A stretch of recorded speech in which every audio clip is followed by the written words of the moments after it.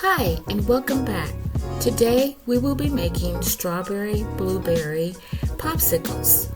You will need 3 ingredients: strawberries, blueberries, fresh or frozen will do, and stevia. First, thoroughly rinse all of your fruit. You will need a pound of fresh or frozen strawberries and blueberries.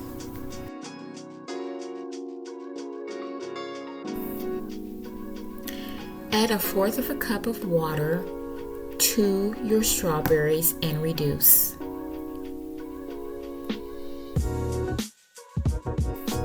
After reducing your strawberries, you will want to add 1/4 cup of water to your blueberries and reduce them as well. Freeze your strawberry mixture for 2 to 4 hours. Next, add your blueberries.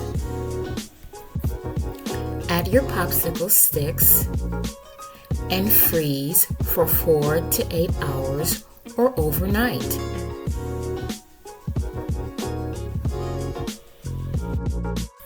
If you make this delicious treat, leave us a comment and tell us what you think.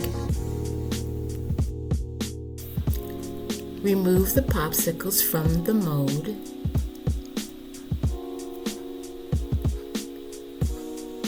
And enjoy.